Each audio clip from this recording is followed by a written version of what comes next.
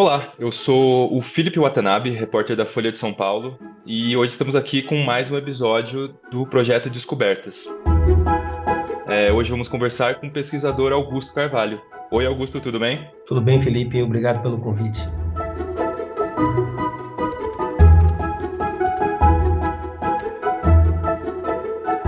Augusto, então eu queria primeiro começar ouvindo com que você trabalha. Bom, minha área, Felipe, é principalmente imunologia clínica e eu trabalho com a doença chamada leishmaniose tegumentar, né? Basicamente, o que eu estudo é a imunologia na leishmaniose tegumentar e, mais especificamente, o meu interesse realmente na pesquisa são os mecanismos imunológicos que estão associados ao desenvolvimento da doença e à gravidade da doença, no caso da leishmaniose tegumentar, o que a gente chama de imunopatogênese. Qual o seu histórico de formação, aonde você fez a graduação, mestrado, doutorado? Eu sou de Salvador, minha formação inicial foi toda aqui em Salvador, fiz mestrado e doutorado na Universidade Federal da Bahia, depois fui aos Estados Unidos, na Universidade da Filadélfia, me especializar em imunologia, e desde antes, até da graduação, até agora,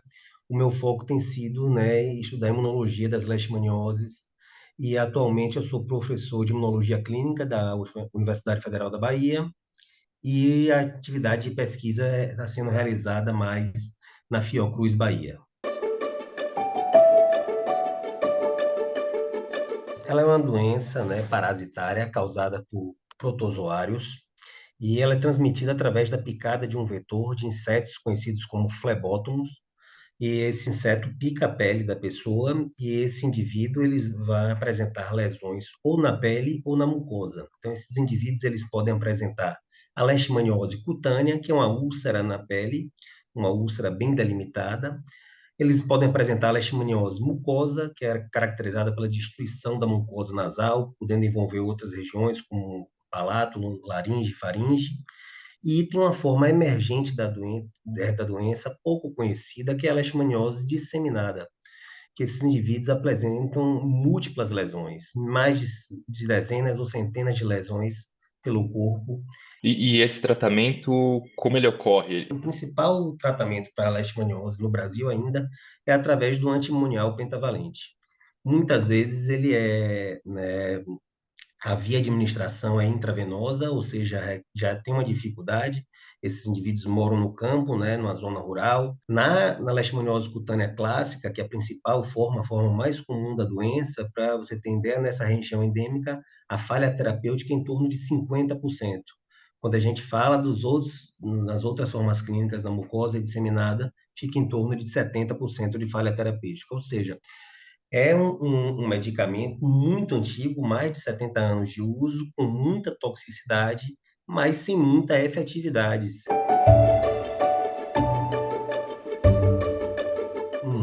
Olha, eu acredito que uma parte familiar, né, ela influenciou bastante, né? O meu pai é pesquisador, minha mãe é da área de saúde, e isso influenciou bastante. Durante a graduação, eu já me inseri num grupo de pesquisa.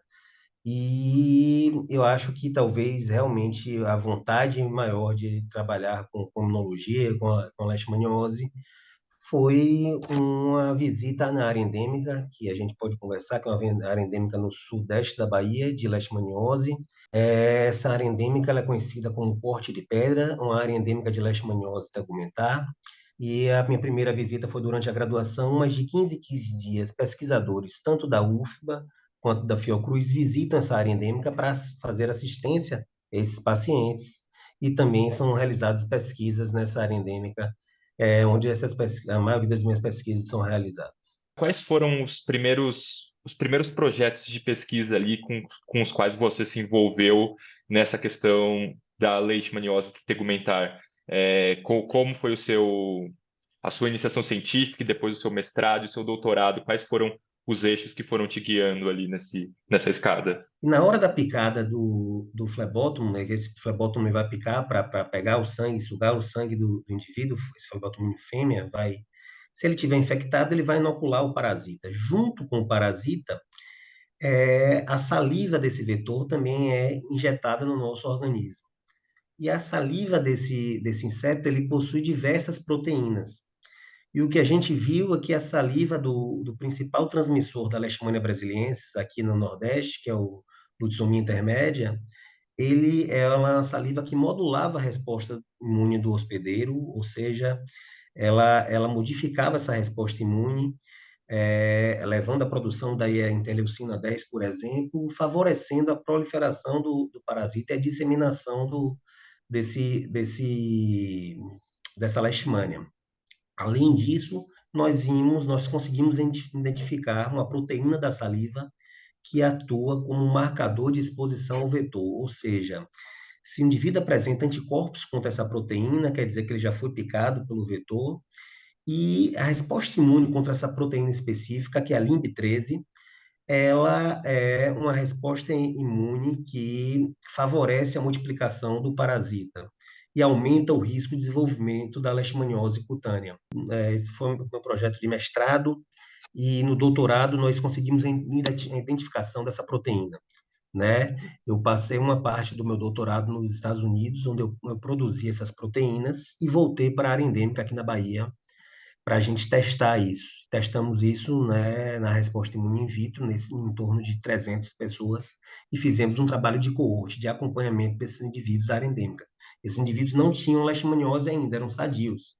Eu queria ver se a exposição ao vetor, principalmente aqueles que tinham anticorpos contra essa proteína, que tinham esse tipo de resposta imune à saliva do vetor, eles tinham risco ou não de desenvolver leishmaniose. E o que nós vimos é que ele tinha um risco muito elevado de desenvolver leishmaniose, e o que explicaria esse risco é exatamente essa resposta imune que favorece a multiplicação e a persistência do parasita.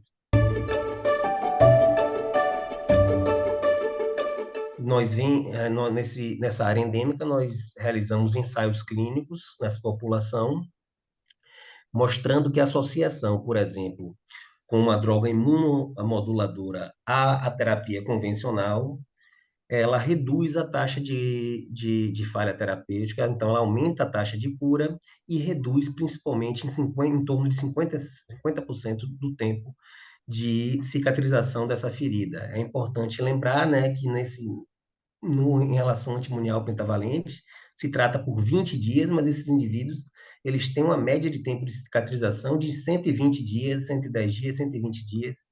Então, a redução ali para 70, 60 já é uma redução muito significativa. Esse indivíduo vai poder voltar à sua atividade de trabalho ou de estudo de maneira mais rápida, e principalmente também diminuir essas cicatrizes, né, dessa doença.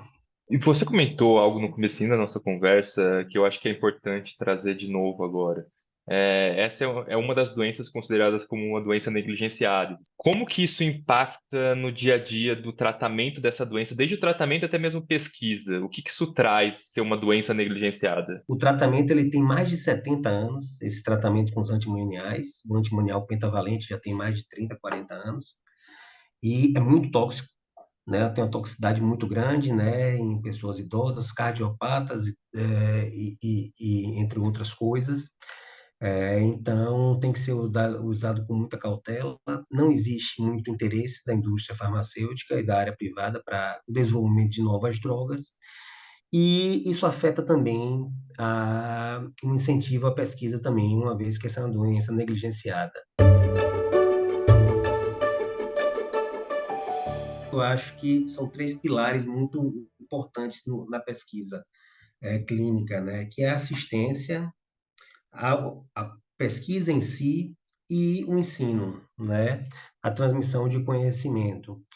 Mas eu acho que as contribuições, né, ver esse lado translacional da pesquisa, de como a pesquisa sai da bancada para ajudar em determinada doença, isso que mais me encanta mesmo, que acho que no final, se eu puder ter contribuído para entender mais sobre essa doença e contribuir para melhorar a qualidade de vida desses indivíduos, e isso, com certeza, eu vou olhar para trás e vou falar, não, tudo ok, foi tudo ótimo, gostei do que eu fiz, e façam agora.